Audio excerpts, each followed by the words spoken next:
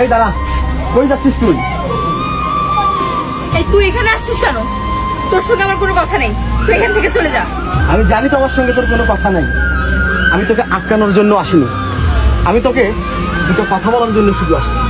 এ ভাই, কে আপনি? ভাই আপনি থামেন, কে আমি সেই পরিচয়টা আমি আপনাকে দিব। দাঁড়ান। এই, তুমি এখানে কোনো ঝামেলা করো না, তুমি চলে যাও। আপনি থামেন, আপনার সঙ্গে আমি পরে কথা বলবো।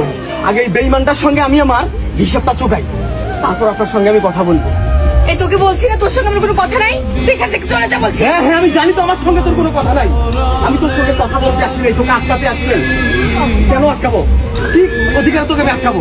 তুই তো অন্যের বউ, তুই তো অন্যের ঘর নেই। আমি তোকে আটকাতে আসিনি, শুধু দুটো কথা বলার জন্য তোকে আসছি। সারা জীবনের মতো তোর কাছ থেকে আমি চলে যাবো, আর কখনো তোর 30 সীমানা আমি আসবো না।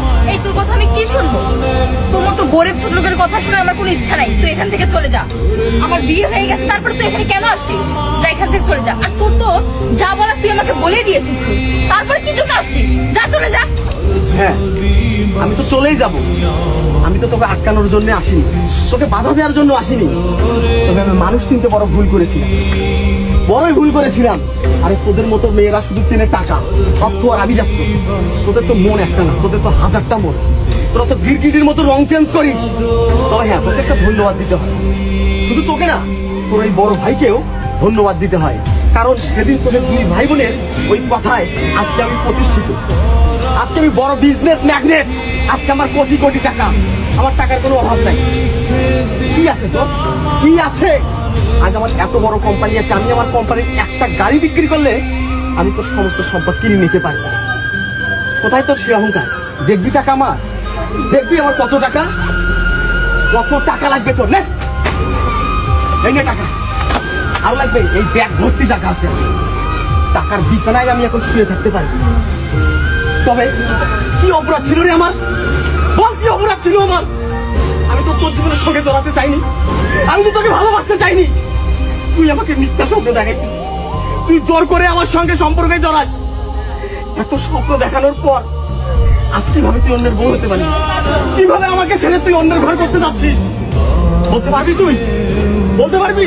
তোদের মতো মেয়েরা, আর তোদের মতো মেয়েরা শুধু আমাদের মতো মধ্যবিত্ত ছেলেদের জীবন নিয়ে খেলে। আমার মতো হাজারো ছেলে অকালে পৃথিবী ছাড়ে কেন জানিস?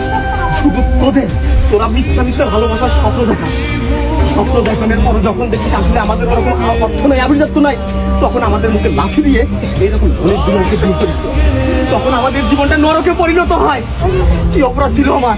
কি অপরাধ ছিল আমার? বল, কেন আমার জীবনটা এভাবে নষ্ট করলি? কেন কেন? এই শোন, এই, তুমি এসব বাদ দাও তো, তুমি চলে যাও এখান থেকে। আপনি থামেন, তোকে আমি একটা কথা বলি। হ্যাঁ দাঁড়াও।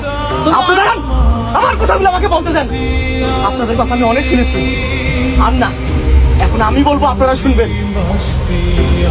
তোকে সাক্ষী রেখে আজকে আমি তোকে সাক্ষী রেখে আজকে আমি বলছি, আমার মতো যারা মধ্যবিত্ত ঘরের সন্তান আছে সারা বাংলার ছেলেদেরকে আমি জানাই, এ ভাই তোমরা শোনো, তোমরা শোনো।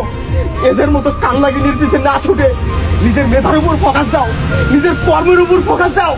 অর্থ কামাই করো, উপার্জন করো। তোমার হাতে যদি টাকা থাকে, পয়সা থাকে, এরকম হাজারো কান্নাগিনী তোমার পিছনে ছুটবে। যদি তোমার টাকা না থাকে, পয়সা না থাকে, এদের মতো কান্নাগিনীরা তোমার কলিজায় সবল দিয়ে অন্যের ঘরের বউ হবে। তোমরা হবে ধ্বংস, তোমরা হবে নেশাগ্রস্ত।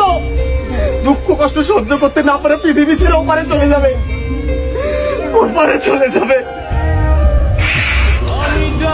তবে শোন, তোকে আমি আবারও একটা ধন্যবাদ জানাই। তুই আমার সঙ্গে যেটা করেছিস, এটা যদি তুই আরো 5 বছর আগে করতি, আমার ক্যারিয়ারটা আরো অনেক বড় জায়গায় যেত, অনেক বড় জায়গায় যেত। তোকে আমি আর আটকাবো না, তোকে আর আমি আটকাবো না, আর আটকাবো না।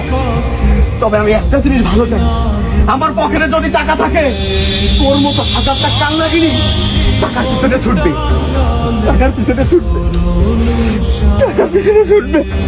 দেখো মাম্মি, আমি এই মেয়েকে আর নেবো না। কি বলিস? হ্যাঁ মা। তুমি এসব কি বলছো? দেখো, ওর সঙ্গে আর আমার রিলেশন নাই, ছিল কিন্তু এখন তো নাই, এখন আমি তোমার বউ। এসব কি বলছো তুমি আমাকে? এ কথা বলিও না।